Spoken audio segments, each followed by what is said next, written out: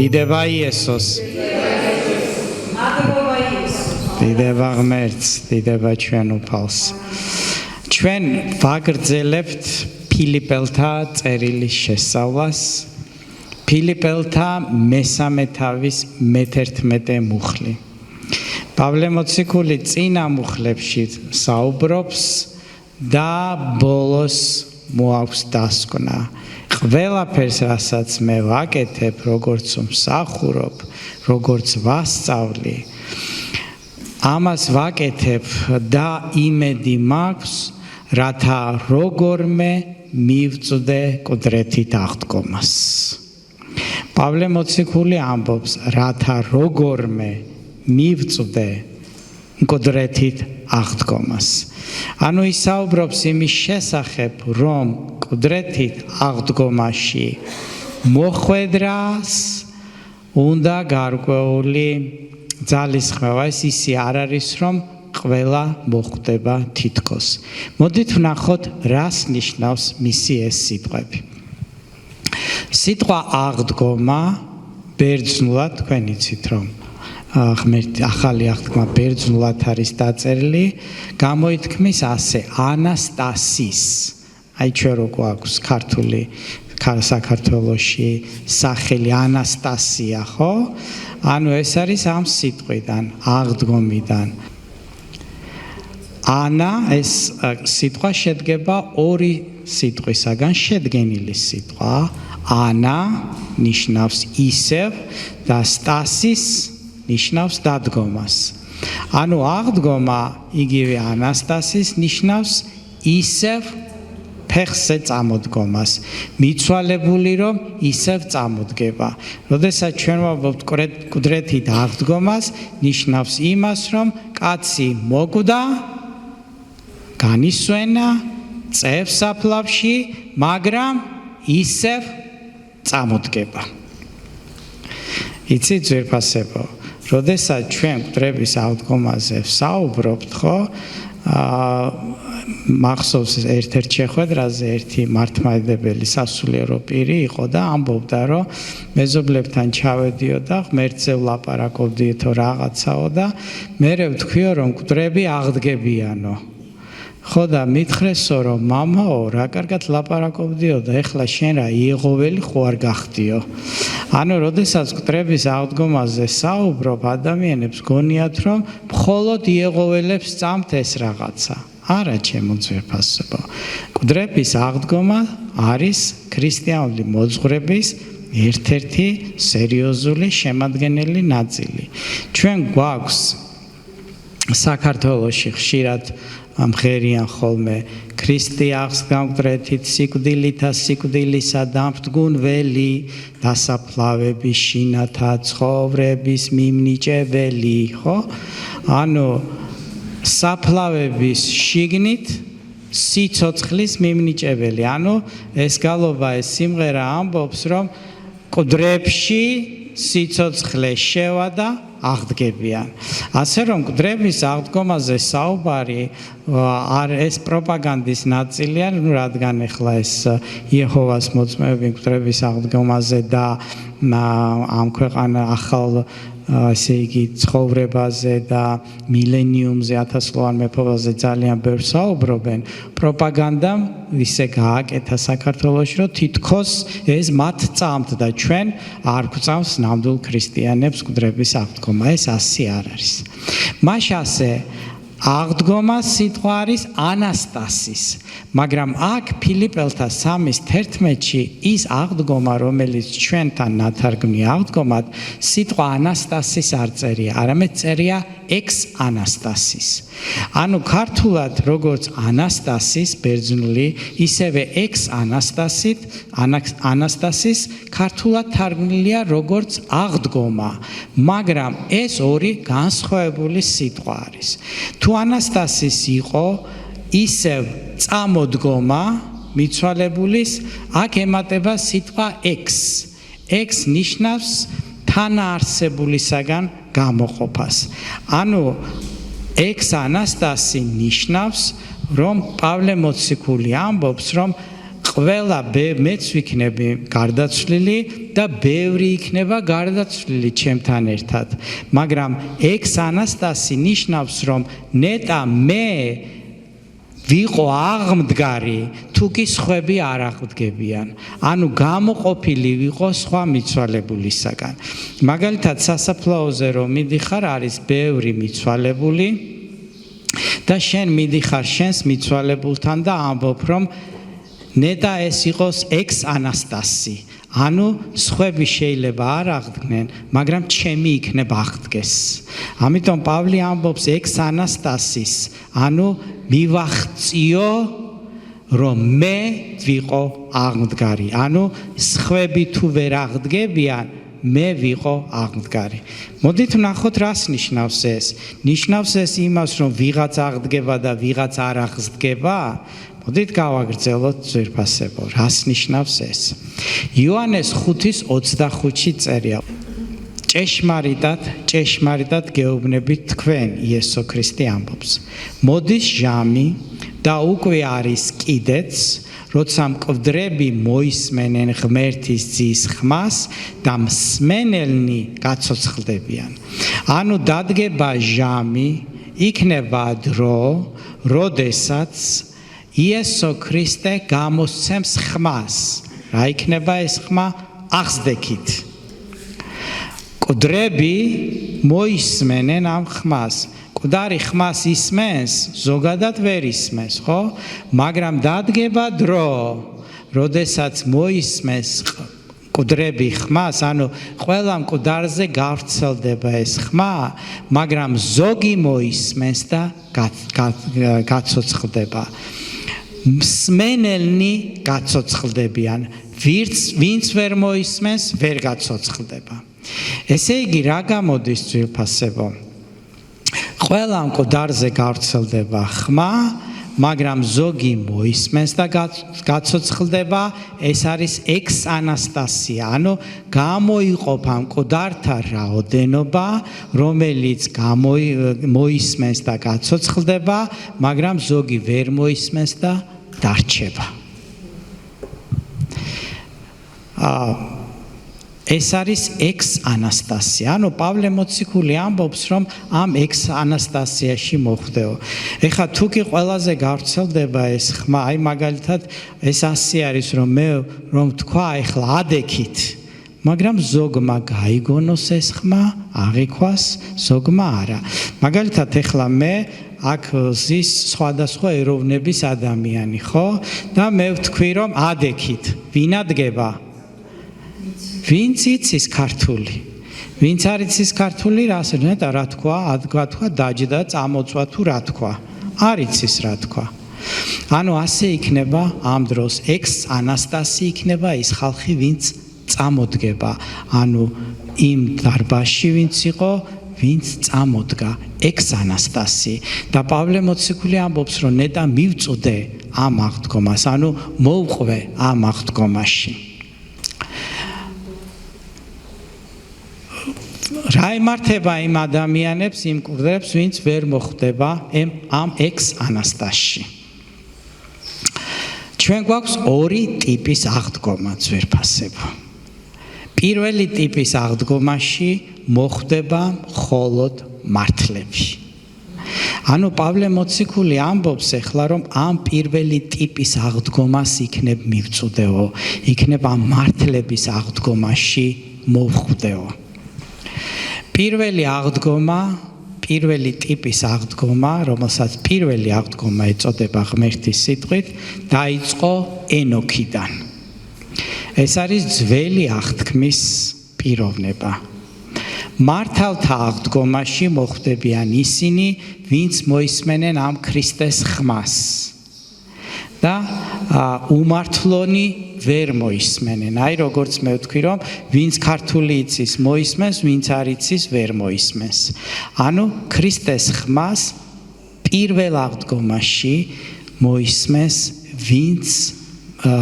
ვინც მოისმენს ქრისტეს ხმას, მართალნი. ისინი აღდგებიან, მოხვდებიან პირველ აღდგომაში. ვინ იყო ენოქი? დაბადების 5:23-დან 24-ის ჩათვლით. ენოქის დღეები სულ 365 წელიწადი იყო, ღმერთთან დადიოდა ენოქი და აღარსად იყო, რადგან ღმერთმა აიყვანა იგი. ანუ პირველი აღდგომა, ანუ ეს პირველი, რასაც ქვია პირველი აღდგომა, პირველი ტიპის აღდგომა დაიწყო ენოქიდან. ის არც ებრაელი იყო, არც ქართველი იყო, არც სჯულის მიმდევარი იყო, მაგრამ წერია რომ დადიოდა ღმერთთან და ღმერთმა წაიყვანა ის. აღადგინა, თავისთან წაიყვანა. ასევე მოსე მართალია ის მოკვდა, მაგრამ აყვანილ იქნა ზეცაში. მეორე ჯულის 34-ის 5-დან 7-ში წერია. და მოკვდა მოსე მსახური უფლისა მოაბის ქვეყანაში უფლის სიტყვისამებრ და დამარხა იგი უფალმა მოაბის ქვეყნის ველზე. ანუ მოკვდა და დამარხა ბეთ-ფეყორის პირდაპირ, მაგრამ დღემდე არავინ იცის მისი სამარხი. 120 წლის იყო მოსე, როცა გარდაიცვალა, თვალი არ დაჰკლებია და ღონი არ გამოსცლია. ჩვენ ხედავთ, რომ მოსე დაიმარხა, მაგრამ საიდან ვიცით, რომ უკვე აღდგა და აღდგენილი არის? აღდგარი მოსე და ელია ეცხადება იესოს. მათეს 17-1-დან 3-ში წერია. 6 დღის შემდეგ წაიყვანა იესომ პეტრე, იაკობი და მისი ძმა იოანე. დაიყვანა ისინი მაღალ მთაზე განმარტოებით და ფერი იცვალა მათ წინაშე. მზესავით გაბრწყინდა მისი სახე, ხოლო მისი ტანისამოსი სინათლესავით გასპეტაგდა და აჰა, ეჩვენენ მათ მოსე და ელია მასთან მოსაუბრენი. ასევე ელია იქნა ატაცებული. დაბადების 5:23 და 24-ში წერია. აჰა, გამოჩნდა ცეცხლოვანი ეტლი და ცეცხლოვანი ცხენები, განაშორნა ორნი ერთმანეთს და ზეცაში ავიდა ელია ქარბორბალით. მოსე არის სახე იმ გარდაცვლილების, ვინც მოკვდა ქრისტეში, დაიმარხა და აღდგება. ხოლო ელია არის იმათი სახე, ვინც ცოცხლად შეეგებება იესოს ატაცების დროს. ანუ არიან პიროვნებები, რომლებიც ცოცხლად წავიდნენ, არიან პიროვნებები, რომლებიც დაიფლებიან, ან ზღვაში, ან სულერთია და შემდეგ აღსდგებიან. ჩვენ უნდა ვიცოდეთ ძვირფასებო, რომ ყველა მიცვალებული აღსდგება და ამის შესახებ ვიტყვით. მართალთა აღდგომის, ანუ ეს პირველი აღდგომის ნაწილია ძველი აღთქმის ის წმინდანებიც, რომლებიც აღდგნენ იესოს მკვდრეთით აღდგომასთან ერთად. თქვენ იცით, რომ როდესაც ჯვარზე გააკრეს იესო და მოკვდა, შემდეგ აღსდგა, ასევე გაიხსნა საფლავები და ბევრი აღსდგა ამ დროს. მათეს 27-ის 49-დან 53 მუხლის ჩათვლით. სხვები კი ამბობდნენ, მოიცათ, ვნახოთ, თუ მოვა ელია მის გამოსახსნელად, ანუ იესოს ჯვარცმაზეა საუბარი. ხოლო იესომ კვლავ შესძახა დიდი ხმით და სული განუტევა. და აჰა, მაღლიდან დაბლამდე ორად გაიხა ტაძრის კრეცაბმელი, შეიძრა დედამიწა და დასკლდა კლდეები, სამარხები გაიხსნა და მრავალი მიძინებული წმინდანის სხეული აღსდგა. იეჰოვას მოწმეები აქ ამბობენ, რომ აი ხო ხედავთ, ძინავთ წმინდა სულებს, სანამ აღდგებიან, ეს ცალკე საკითხი არის, სად არიან სულები მანამ სანამ ისინი აღდგებიან, ეს ცალკე საუბრის საგანია. მაგრამ ჩვენ ვხედავთ რომ სამარხები გაიხსნა და მრავალი წმინდანის სხეული აღსდგა. არა უწმინდურის და უმართლოს, არამედ წმინდანების აღდგნენ. გამოვიდნენ სამარხისაგან მისი აღდგომის შემდეგ, შევიდნენ წმინდა ქალაქში, იერუსალიმში და მრავალს ეჩვენენ. ეხლა თქვენ წარმოვიდგინეთ, რომ შენი გარდაცვლილი ბაბუა გამოგეცხადოს სახლში.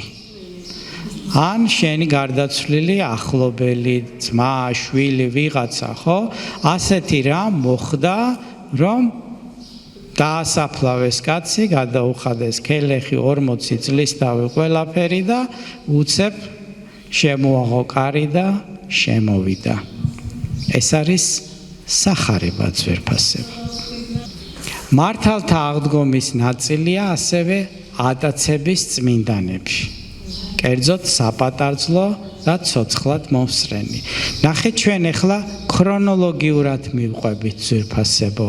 ენოქიზე ვილაპარაკეთ, ენოქზე, მოსეზე, ელიაზე, შემდეგ იესო ქრისტეს დროს, ჯვარცმის დროს, რომ საფლავები გაიხსნა და აღსდგნენ, ხო? ახლა ჩვენ მოვდივართ უკვე ჩვენ დროს გავიარეთ და უკვე მივდივართ მომავალში. რა მოხდება მომავალში? კიდე რა აღდგომები იქნება? ჩვენ ვიცით, რომ ატაცების დროსაც მოხდება ასეთი აღდგომა. 1 თესალონიკელთა 4-ის 13-დან 17-ში წერია. არ გსურს პავლე მოციქული წერს, ძმებო, უცოდინარნი იყოთ განსვენებულთა შესახებ, რათა არ ინაღლოთ სხვებივით. ეკლესიას ეუბნება პავლე მოციქული, რომ ხო ხედავთ ქვეყნიერებაზე, როდესაც კარგავენ ახლობლებს, როგორ დამძიმებულები არიან და მართლაც ასია ხა ადამიანი რომ კარგავს ახლობელს, რა თქმა უნდა ეს ტკივა მას. მაგრამ თქვენ უნდა გქონდეთ იმედი, რომ ეს მისი დაკარგვა არ არის საბოლოოდ დაკარგვა. იმედი რომ არ გააჩნიათ მათ, რის იმედი არ გააჩნიათ, დამთავრებულია. მე მას ვეღარასოდეს ვნახავ. ვინაიდან თუ გწამს, რომ იესო მოკვდა და აღსდგა, მაშინ იესოში განსვენებულებსაც მოიყვანს ღმერთი მასთან ერთად, რადგან ამას გეუბნებით თქვენ უფლის სიტყვისამებრ. ანუ რასაც მე გეუბნებითო, პავლე მოციქული ამბობს, უფალმა ასე დაიბარაო, რომ ჩვენ ცოცხლად დარჩენილნი უფლის მოსვლისას განსვენებულებს ვერ დავასწრებთ. ვინაიდან თვითონ უფალი ჩამოვა ციდან ბრძანების სიტყვით, მთავარანგელოზის ხმით და ღვთის საყვირით და ჯერ ქრისტეში განსვენებულნი აღდგებიან, შემდეგ კი ჩვენ ცოცხლად დარჩენილები მათთან ერთად ვიქნებით ატაცებულნი ღრუბლებში, რათა ჰაერში შევეგებოთ უფალს და ამგვარად უფალთან ერთად ვიქნებით სამარადისოდ. ანუ ამ მართალთა აღდგომაში მოყვება ყველა ის, ვინც ქრისტეში გარდაიცვალა და ვინც უფლის გამოჩენის დროს ცოცხლები იქნებიან, ისინი შეუერთდებიან ამ დასს და ერთად მივლენ უფალთან. მართალთა აღდგომის ნაწილია დიდი ჭირის წმინდანები. ანუ ჩვენ ქრონოლოგიურად წინა ვართ ახლა. ჯერ ატაცება არ მომხდარა, მაგრამ ვისაუბრეთ, მაგრამ ატაცების შემდეგ იქნება უკვე ანტიქრისტეს მეფობა, დიდი ჭირი. და თქვენ უკვე იცით, რომ ეკლესია, როდესაც იქნება ამ დროს, ანტიქრისტეს მოსვლის დროს, იქნება ეკლესიები, დღევანდელი ეკლესიები.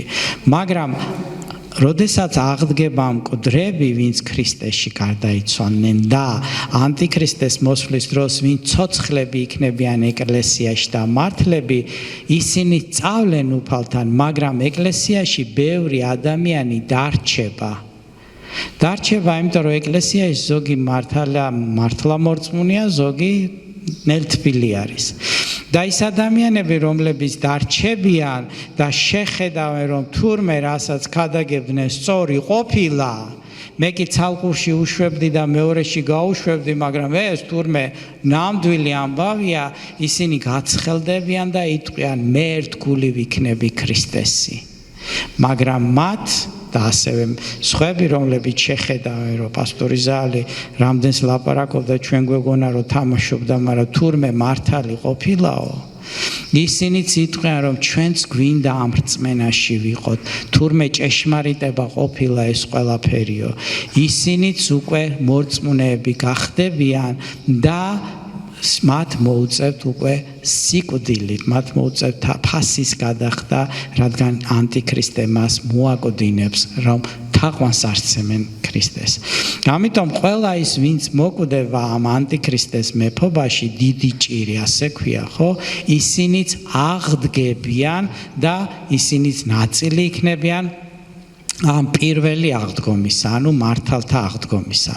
გამოცხადების მე-20 თავის მე-4 და მე-5 მუხში წერია: დავიხილე ტახტები და მათზე მსხდომნი და გადაეცათ მათ სამსჯავრო და იესოს მოწმობისა და ღვთის სიტყვისათვის თავმოკვეთილთა სულები, რომლებმაც არც მხეთს სცემს თაყვანი, ანუ აქ ლაპარაკია ანტიქრისტეს პერიოდზე, არც მის ხატებას და არც მისი ნიშანი მიიღეს შუბსა და ხელზე, ისინი გაცოცხლდნენ, ანუ აღდგნენ და მეფობდნენ ქრისტესთან ერთად 1000 წელს. სხვა მკვდრები კი არ გაცოცხლდნენ, ვიდრე არ შესრულდა 1000 წელი. ეს არის პირველი აღდგომა.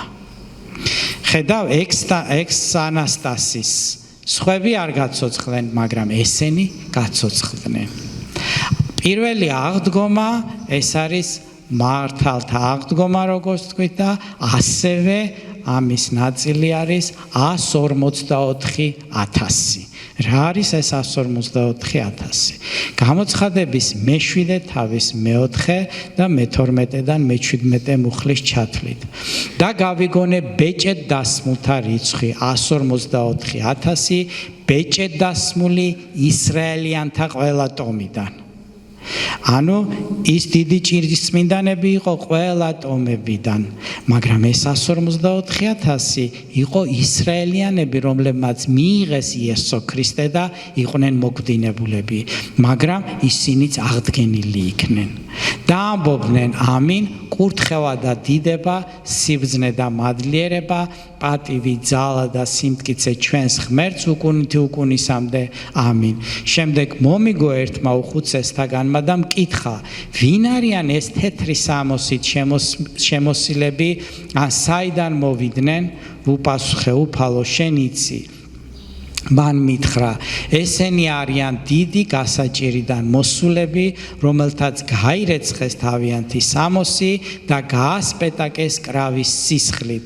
ამიტომაც არიან ღმერთის ტახტის წინ და ემსახურებიან მას დღე და ღამე მის ტაძარში და ტახტზე მჯდომი გაშლის თავის კარავს მათზე, აღარ მოშივდებათ, აღარ მოწყურდებათ, არც მზე დასვავთ და არც არავითარი პაპანაკება, ვინაიდან კრავი, რომელიც ტახტის შუაშია, დამწყევსავს მათ და სიცოცხლის წყლის წყაროსკენ გაუძღვება და ღმერთი მოსმენთ ცრემლს მათ თვალთაგან. ასე რომ, ეხლა უკვე ყველა მართალი აღმსდგარია ამ დროისათვის. ძველი აღთქმის წმინდანები ატაცებაში მოყოლილი, დიდი ჭირის წმინდანები 144,000, მაგრამ უმართლონი ჯერ არ არიან აღდგარი. და ამ დროს უკვე, როდესაც ყველა ეს მართალი აღსდგა, დგება ქრისტეს მეორედ მოსვლა. ქრისტეს მეორედ მოსვლა, თქვენ იცით, არმაგედონის ბრძოლა არის, ქრისტეს მეორედ მოსვლა არის და ამ დროს ქრისტეს მეორედ მოსვლის შემდეგ გვაქვს 1000-წლოვანი მეფობა, მილენიუმი. ამ 1000-წლოვან მეფობაში, ძვირფასებო, თქვენ იცით, რომ 1000-წლოვანი მეფობის შემდეგ სატანა მცირე ხნით იქნება გამოშვებული.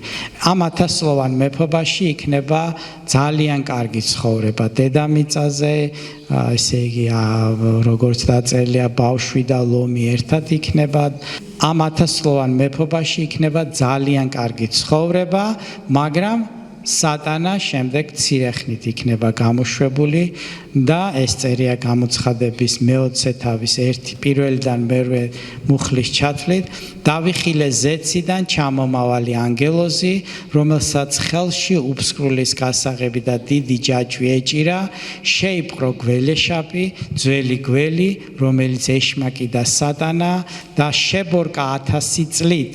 ჩააგდო იგი უფსკრულში, ჩაკეტა და დაადო ბეჭედი, რათა აღარ აცდუნოს ერები, ვიდრე 1000 წელი არ შესრულდება. ამის შემდეგ კი ცირეხნით გათავისუფლდება. და როდესაც სატანა იყო ცოტა ხნით გამოშვებული, მან ისევ აცდუნა ხალხები ამ 1000-ლოვანი მეფობის შემდეგ და შესაბამისად ისევ ყავს ახალი მართლები და დამატებით ყავს უმართლონი, რომელიც დაემატა ამ 1000-ლოვანი მეფობის შემდეგ. და საბოლოოდ დადგება ცისა და მიწის გადავლის დრო. დასასრული.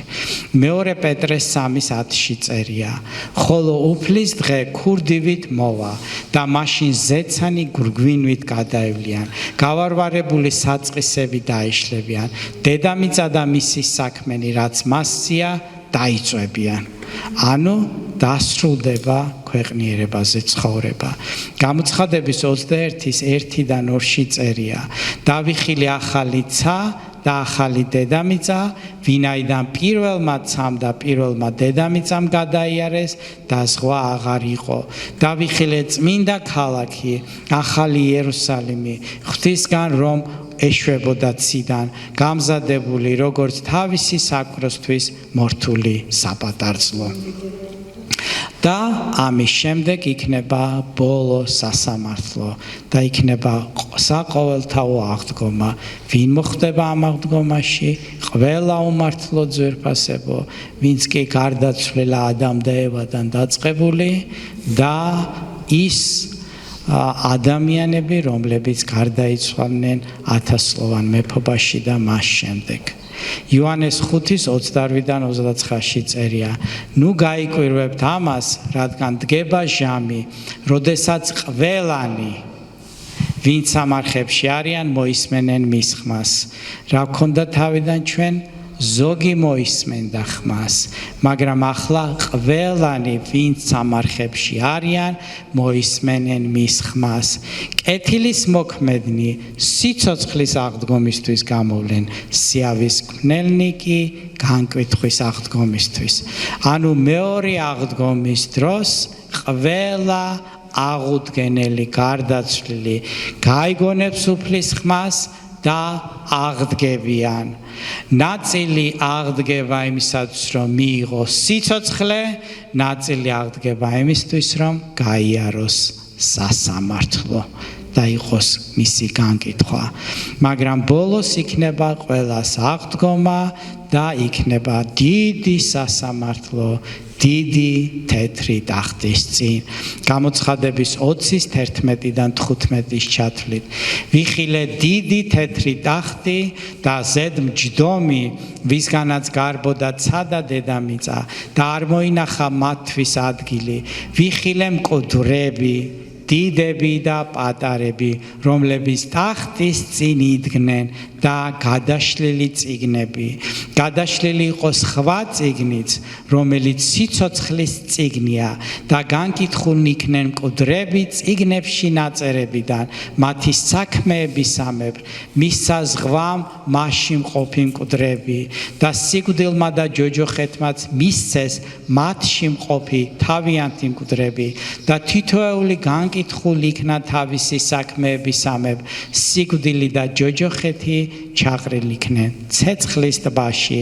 ეს არის მეორე სიკვდილი, ცეცხლის ტბა, ვინაიდან არ აღმოჩნდა სიცოცხლის წიგნში ჩაწერილი.